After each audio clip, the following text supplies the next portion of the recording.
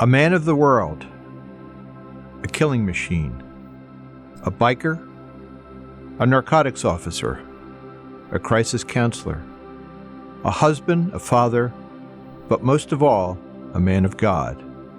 Phil Cornwell makes no claims to being a saint. He freely admits his life as a sinner, but he is a sinner reclaimed by the Lord. His story features time after time when in his darkest hour, the Lord has come to give him a nudge, to keep him alive, to keep him from doing more harm. And these nudges have helped make him the man he is today. Phil Cornwell is not your average pastor. His local congregation never reached beyond 45 people. But he has preached to thousands and reached millions with his pamphlets, all paid for from his own pocket. Phil has a life story that is unique, powerful, and very moving. Join us on an uncommon journey.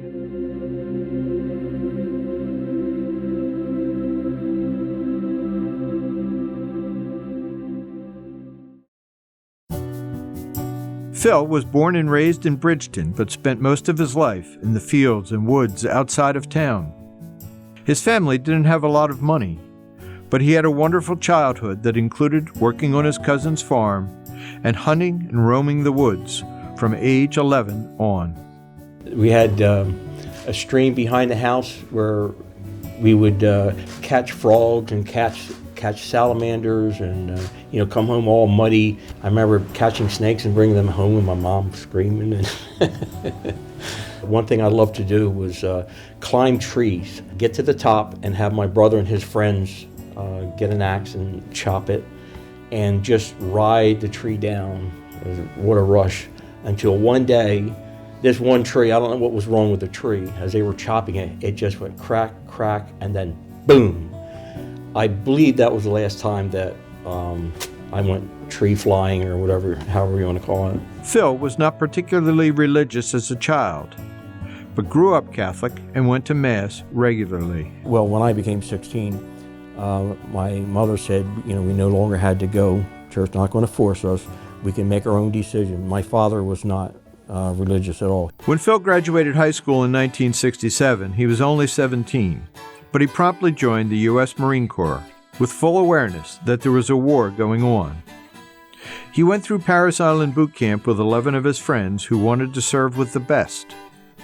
What they found was boot camp at its toughest. June 26th, I was on the bus and went down to Parris Island. And I remember, I think everyone arrived at 3 a.m.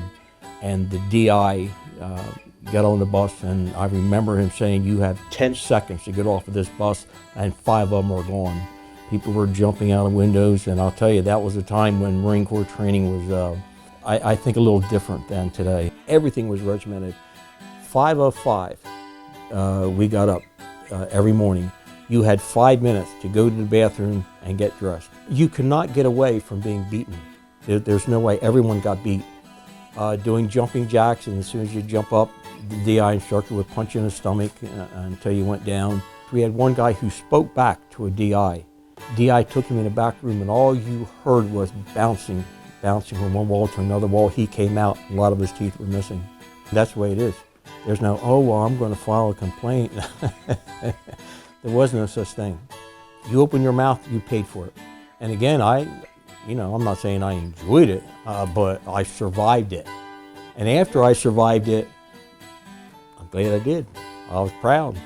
Few of the proud Marines. It was tough, but you know what? I have no regrets. To be able to go through that training, that toughness, and to graduate from it, I hold that in high esteem. I just thank God for being able to go through that, because it instilled abilities within my life that have carried through, ever since that time. Whatever challenge comes before me, it doesn't matter. I do my best, keep moving forward. If I make a mistake, I do my best to learn from it and move forward. And I attribute that completely to the Marine Corps, their training. So. Late 1967 was not a good time for an 18-year-old to be headed to Vietnam. Fighting was fierce in northern I Corps, where he was headed.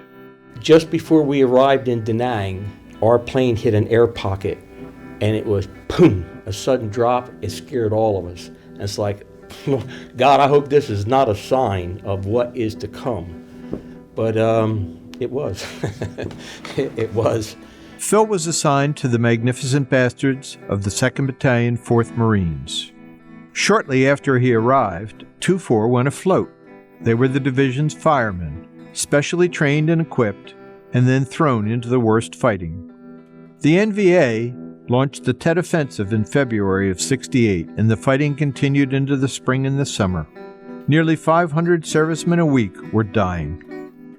The battle for Dong Ha saw some of the fiercest fighting of the war, and Phil Cornwell was right in the thick of it.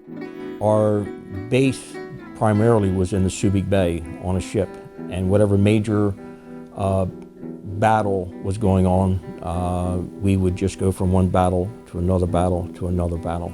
We were on a mountaintop, and mortars started coming in, went into my bunker. My bunker took a direct hit. My M60 machine gun was on top of the bunker, overlooking the valley. There was nothing left of my gun, nothing, and the shrapnel just came through that bunker. So many battles, so many firefights, and just watching everyone around me die. Not just the enemy, I'm talking about the Marines.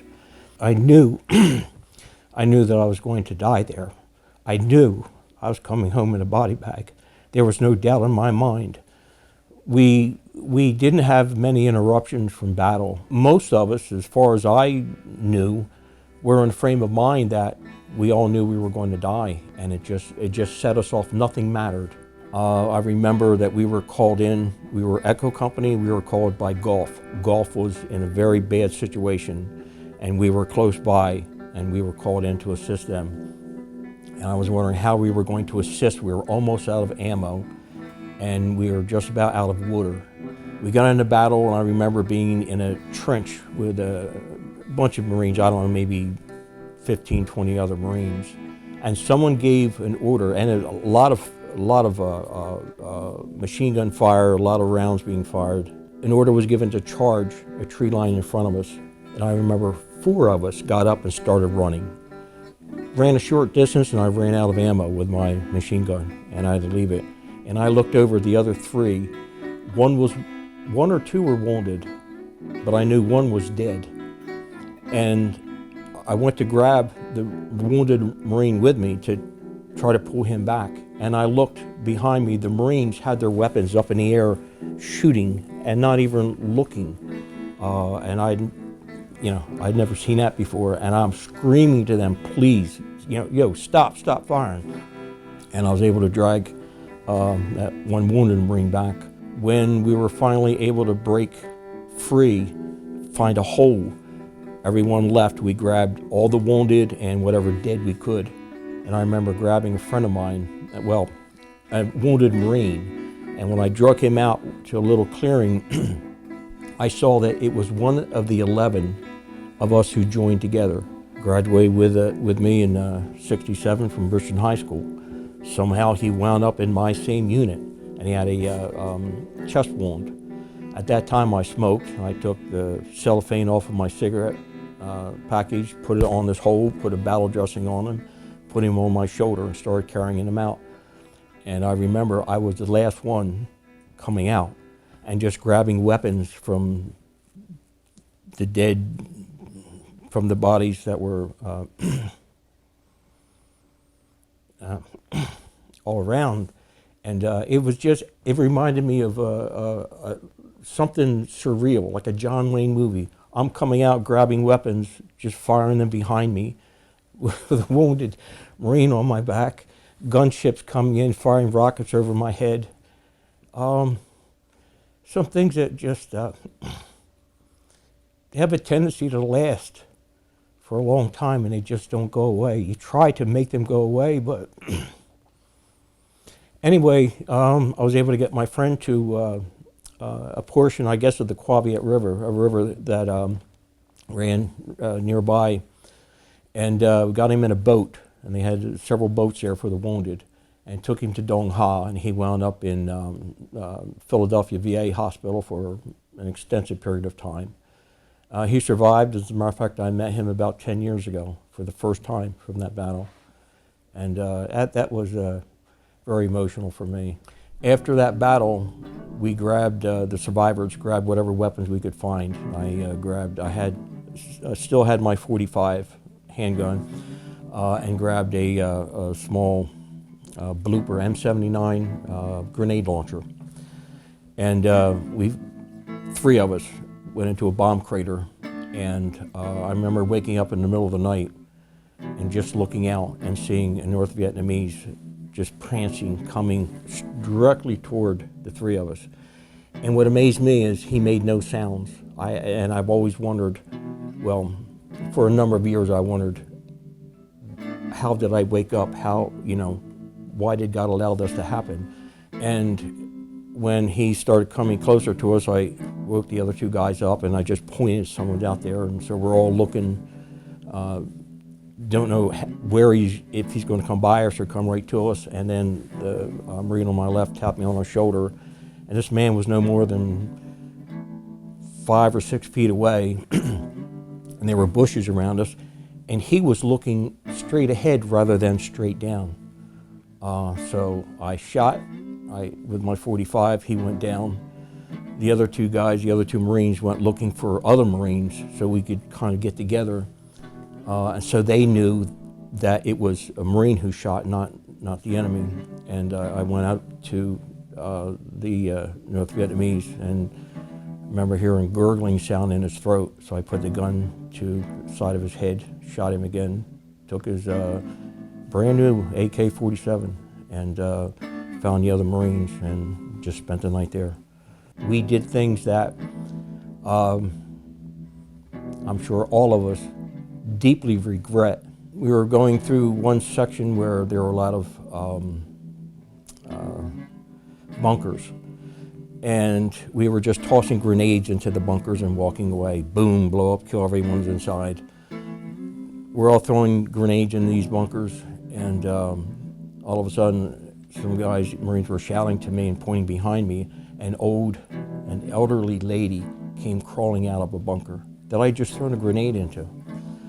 So I grabbed her and took her to a radio man for him to find out from our CO, what do you want to do with her? The report came back to waste her. So I set my machine gun down, my M60, and I pulled out my .45. And I was going to execute her. And another machine gunner with me, he shot her with his machine gun, and just blasted her apart. And I remember I was so angry at him. She belonged to me, that was mine. And afterward, that's the most difficult thing I've had to be able to overcome. How can someone have such viciousness in them to be willing to do such a thing? And that was a hard thing for me to live with, because I'm not that kind of person. But there at that time, in that situation, under those conditions, there was so much rage and hatred, and like I said, we all knew we were going to die, so nothing mattered. There were no rules. Anything goes, and hey, she was mine, I was going to kill her. And if I had been able to do that, I don't know how I could live with myself now. I have no idea how I could. By July, Phil was a first-rate killing machine, but he was also an 18-year-old boy who had seen too many of his friends killed and was pretty sure he would be the next to die. In the Marine Corps, during our training, every night we had to lay in our rack, in our bed, when the lights went out.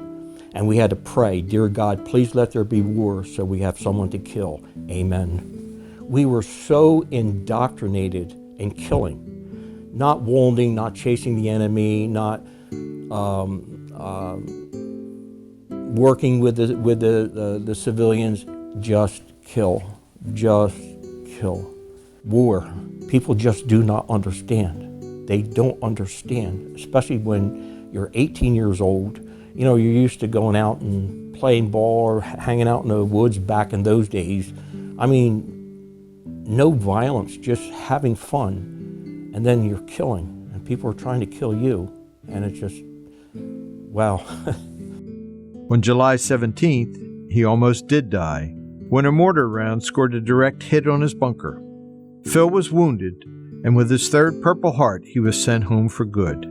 He still had time to serve, and when he got home, he found that America had turned against the war.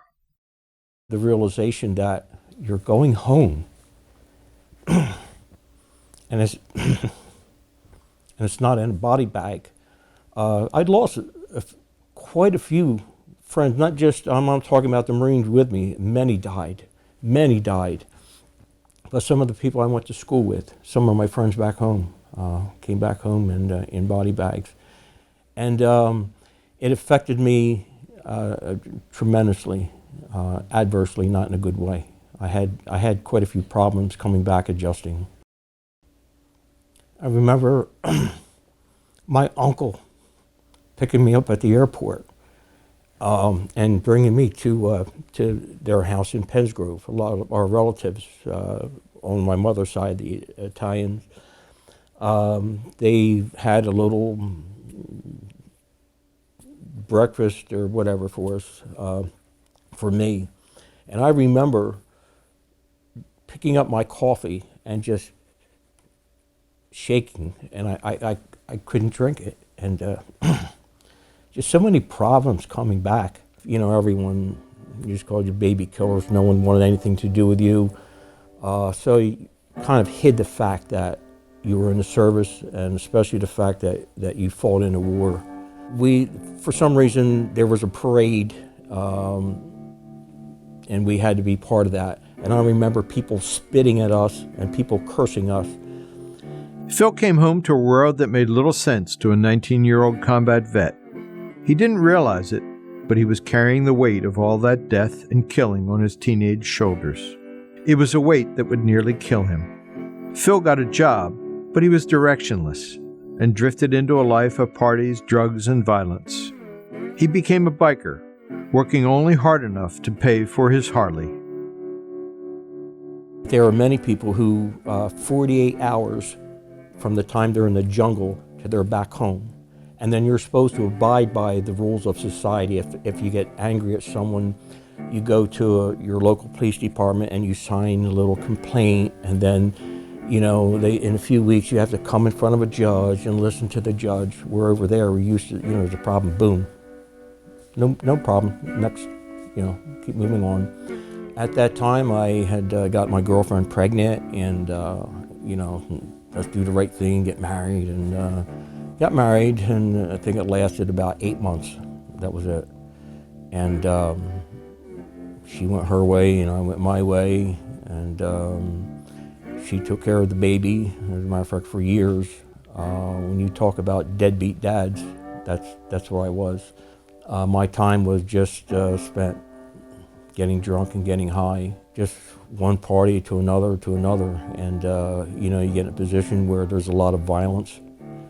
You sort of relate to that, and I guess it's a means of providing peace in your life rather than trying to readjust to something you're not used to. When I say I was a biker, I didn't ride my Harley to different places. That was my entire life. My Harley was my God. When we went to parties, if I couldn't drive my bike and leave it in the kitchen overnight or in a room overnight inside the house, I'd find another party to go to. One day, one of our friends was shot in Delaware, and 4 of us decided that we're going to retaliate. So I remember in the local bar, 9 o'clock in the morning, we were high and getting drunk. I stopped at my house, picked up a handgun, and didn't have any shells, no money on me, but someone owed me money. So we went to his house on Commerce Street in Bridgeton. And as soon as I got out of the car, the other 3 waited in the car. Something inside said, "Don't go." And it was a voice, a feeling, it was really strange to me. I've never heard anything like that before or felt anything like that. And it's like, just ignore it, and started walking a little farther, and again, "Don't go." And I started getting nervous. because of that feeling. Why am I, not to go? I didn't really understand it. And as I went into the house, I was waiting for my friend to finish. I was eating with his family. I told him, "You owe me money, give me money now." It wasn't asking, it was telling him, "You're going to give me money now." And that feeling came across that, I shouldn't go. I don't know why, I don't understand. I said, "God, I don't want, help me with this." And I didn't know God. I mean, I had nothing to do with God. But I just said, "God, I really don't want to go. I don't understand this feeling." And so I got some money from him, and I was really afraid because of that voice that I, not a audible voice, but something that, I guess my spirit, I don't know how to explain. It was something that I knew was real. And when I said, "God, I don't want to go, but I can't get out of it. Now these guys are waiting for me, and I'm not going to back out." As I came outside, walking down the steps, the car was gone. And I was so happy because I didn't have to go. And I remember, I tell everyone this story, I remember the sun shining that day brighter than I have ever seen it shine before, ever. And I felt so good. I was drunk and high, but I was feeling so good. And I walked 2 miles to my house. And when I got home, I called a friend of mine who I knew was a Christian, one of these Christian people. And I told him what happened. I said, "Man, this is really strange, but I feel so good that I wasn't able to go." And he said, "God is talking to you. This may be your one and only chance to get right with God." So he took me to his pastor, who explained salvation to me, and I accepted Christ as my Lord and Savior that night. Shortly afterward, sold my bike. I mean, no more bars, nothing. I was just completely done with that lifestyle.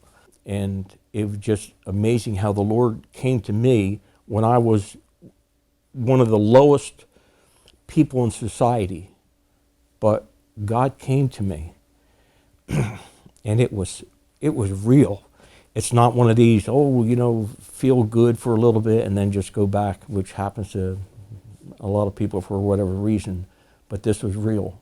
I smoked 2 packs of cigarettes a day, and I said, "God, I noticed that a lot of people who go to church, they don't smoke."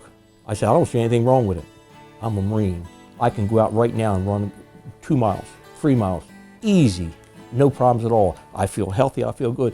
But if you want me to stop, you take it away from me." A couple days later, I was working with this friend of mine. We were in Owens, Illinois. At 3:15 a.m., I pulled out my pack of cigarettes, 1 cigarette left. And something told me inside, just like that voice that said, "Don't go. This is going to be my last cigarette." Fired it up, smoked it all the way to the filler, enjoyed it. Flicked the butt away. I have never had a desire to smoke since then.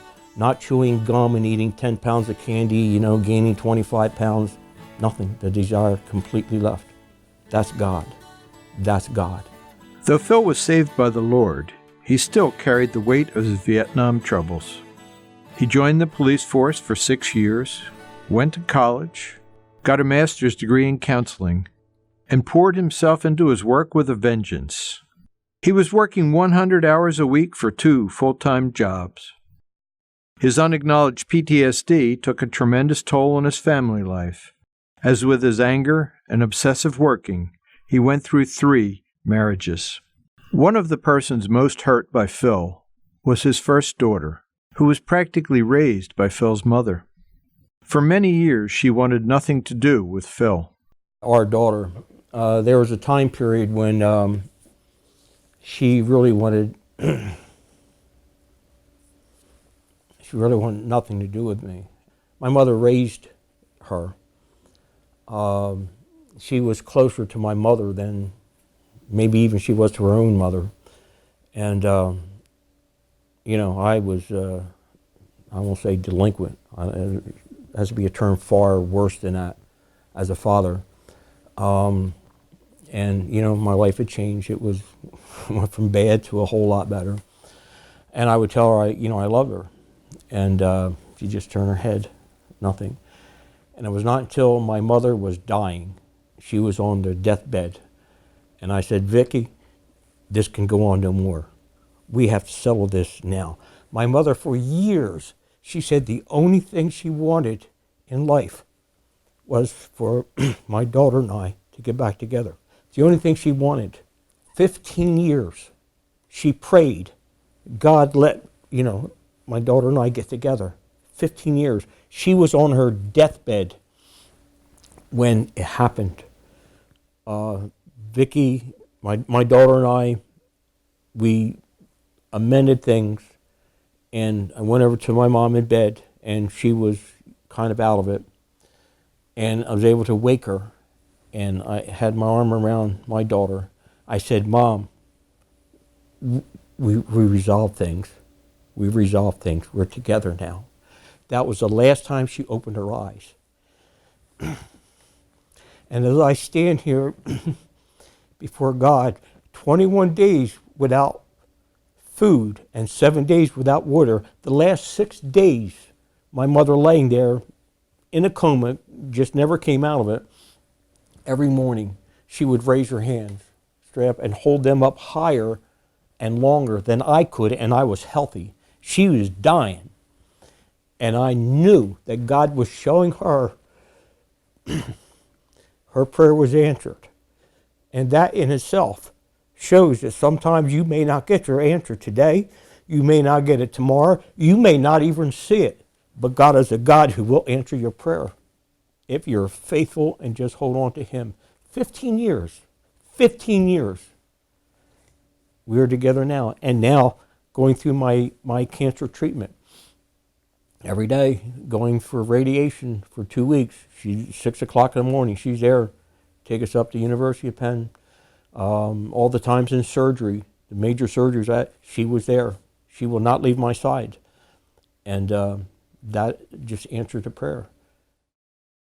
After 10 years of kicking down doors and drug busts, Phil injured his back in 1999, and after several surgeries, was forced to take medical disability.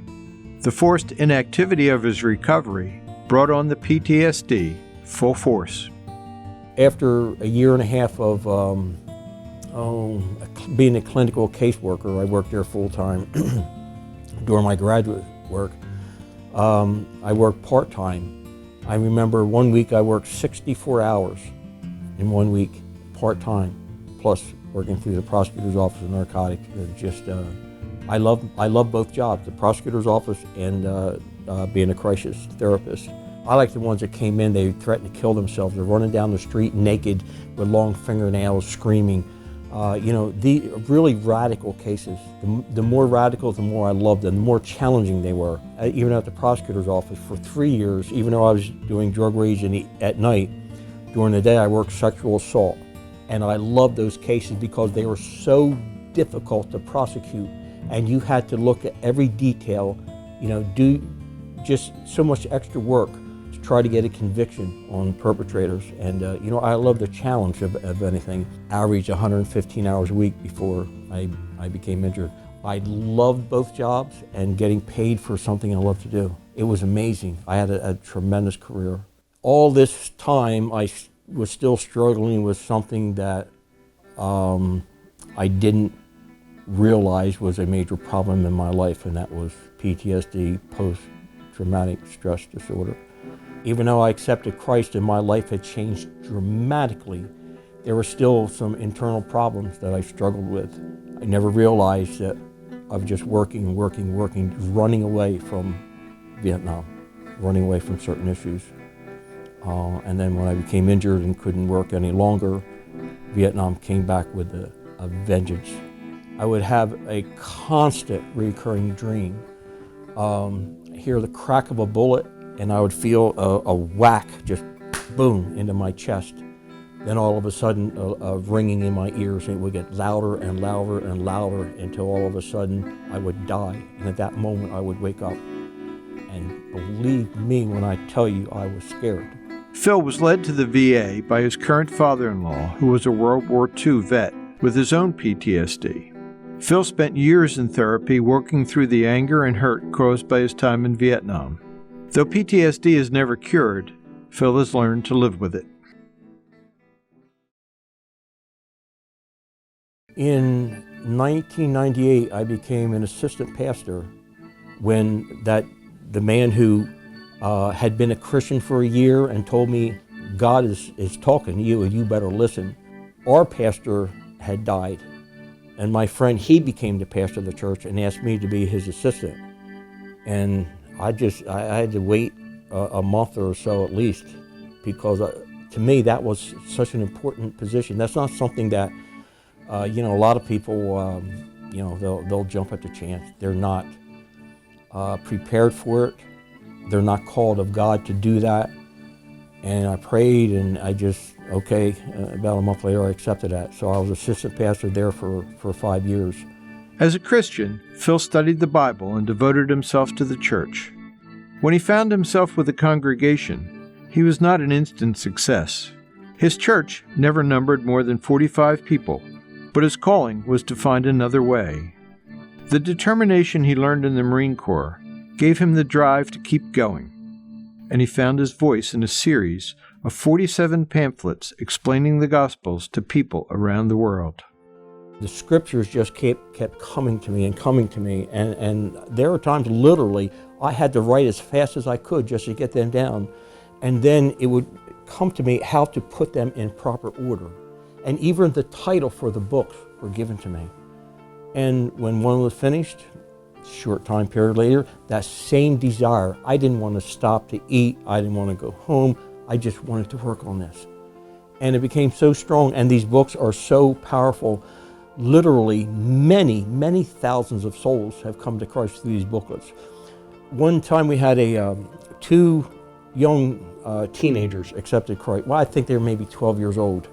And a desire was on me to write a salvation booklet, strictly adhere to someone at that level of intellect. And I found that book works tremendous in Africa, where people are so illiterate. And we have had that booklet, Why Do We Need Jesus? We have that in 27 different languages. And these are pastors that I have met who are willing to translate and just send that translation to me. And again, like I say, if you want 100 books, if you want 10,000 booklets, we will get them to you free. You disperse them. And we have pastors who have given out hundreds of thousands of books, hundreds of thousands. It's just amazing how it opened up to local churches, and then on the internet, many different states, and then 1 or 2 countries, and then other countries. And I started traveling to different countries and meeting so many pastors. It just spread like wildfire, and it was all God. All I did just follow, and all I am is just a servant of God. So much success with this, but none of it is because of me. It's all because of the Lord. We had congregation people who so willing to come in and put these booklets together. We, at one point, had 2 industrial copy machines. We were making, at one point, 1.5 million copies a year. We pay all postage. No one gets paid in this ministry, even myself. God has blessed me financially. I don't need that money. I want every penny to go to missions, every penny. One of the greatest things that ever happened with these booklets going out to so many countries, when I visited the country of Burundi in East Africa, the pastor was sending out thousands of booklets all over. He took me to a church in a mountainous area. There were no pastors there. Bishop Ellis Davis from Crusaders for Christ Church in Birchen, Reeves Road, Birchen, was with me, came with me on that trip. We went to this village. 100 people had accepted Christ through our booklets that we put together here. No pastors, just the booklets were delivered, and they were seeking a pastor. Overseas, I've preached in front of thousands. I traveled to Nigeria, I remember, in 2008, and visited a pastor there who also had a Bible college. And he took me to a small, very small house where his father was caring for over 120 children. And they were packed in like sardines. And I said, where do they sleep at night? No, well, they just sleep on the ground. There's nowhere for them to sleep. And he showed me outside where a little foundation where he wanted to someday build an orphanage. And the Lord it was just like a hammer hitting me. come back and let's start some fundraisers, to build an orphanage. The most enjoyable country I've been to is Pakistan, and I've been there 7 years. And what's amazing, this country is 98% Islam, and maybe 1%, maybe just above, that are Christian. Christians live in colonies. They're not allowed to live wherever they want, and there's persecution all over. 2 years ago, I was asked by a director of a new hospital, brand new hospital in Toba Tek Singh, hospital built for indigents. The government gave them almost nothing as far as supplies. And the director of that hospital knew that an American was in that area and asked my pastor friend to take me there. And he showed me around and said, look, you're from America. Is there any way you can help us with some medical supplies? So I'll see what I can do. Came back, and I was able to put together quite a few supplies. I asked many people to take a trip back to Pakistan with me, and probably the greatest response was, are you crazy? Not Pakistan. I guess because of my training, I'm not afraid of anything. I'm not afraid to tackle anything. I'm not afraid to get involved in certain things. Where other people are shy for whatever reason, I just go for it. I just go for it.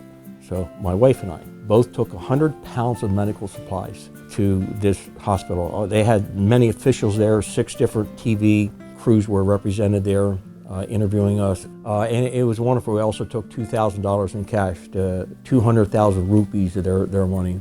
When my wife and I took the medical supplies, the pastor I visit, there are 3 brothers. The one I usually stay with, he told me if I ever on the air, don't use his name.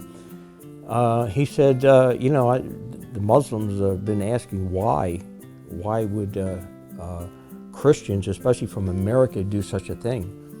And told him, he told me later, he realized it's showing that even though Muslims kill Christians, we're willing to show the love of Christ by helping them, by giving to them. That's what Christianity is all about. It's not killing somebody who disagrees with you, don't agree with Islam. But you know what? That's their thing. If they refuse to accept Christ, then they worry about their Allah. We will worry about God. I had a pastor, the very first motorbike we bought, pastor in Cameroon, Richard Tenlaka, Bamenda, Cameroon, Africa. He was going around different villages, and he was talking about walking up to 8 hours away, different villages, just handing our booklets out as Christmas presents. And I remember that affected me. It's like you go out here and hand someone a Christian booklet as a Christmas present, they'll jack slap you and tell you to get off of their property. These people were so hungry for the Word of God, and they received it as a precious gift. And this guy's walking all this distance. We bought him a motorbike. After that, we bought a number of them, and I bought one for our pastor in Pakistan until it got wore out. He was walking to different villages or taking a bicycle, but the Muslims would continually beat him just because he was a Christian, especially a pastor.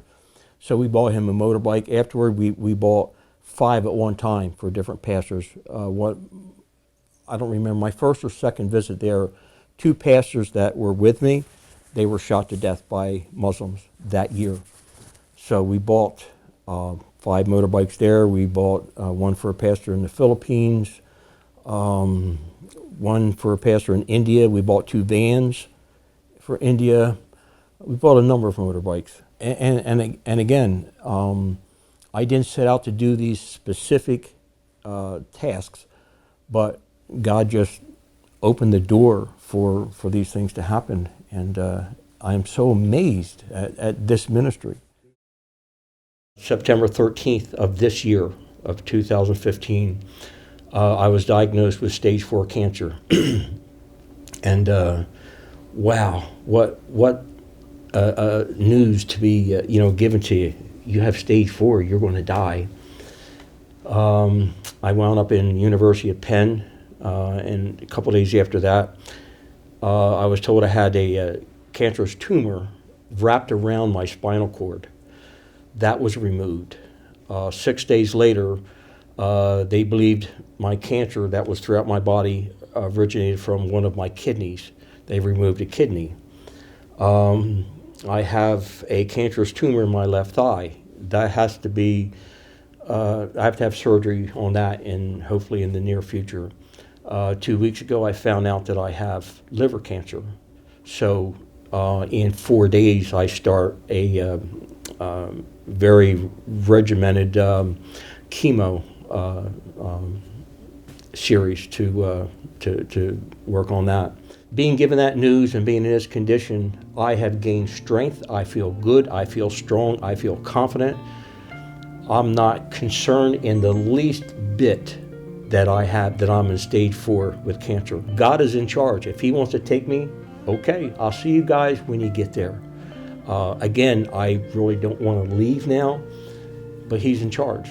And He has brought me through 2 major surgeries to the point where I was lying almost comatose, under so much morphine, to now I'm alive, I feel strong, I feel confident about the treatment that is ahead of me, and I'm just looking forward to continue serving God.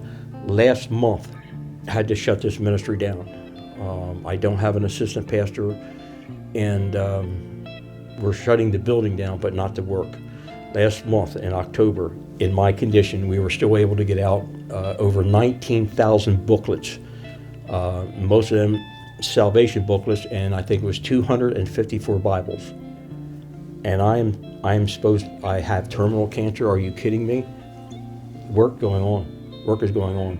What He has brought me out of, the situations in Vietnam, the terror that people don't understand. You cannot explain such fear to people that you have in war. He's brought me through all that. As a biker, as low as I was, He lifted me above that. He helped me through the years. Not everything changed when you become a Christian. Many things change immediately. Some things you have to deal with through the course of your life. And He has brought me through all of that. Brought me through from being so low in society to being able to reach so many hundreds of thousands, millions of people around the world through this ministry that He established, not me. We're just His servants, and so much success. It's unbelievable, absolutely unbelievable. So I'm a blessed man. And that is Phil's story. It is an uncommon journey of a descent into hell and a long, hard trip back into the light. It is not a journey Phil would recommend, but it is a trip he faced with courage and determination. Phil is a man the 23rd Psalm could have been written for. Yea, though I walk through the valley of the shadow of death, I will fear no evil, for thou art with me.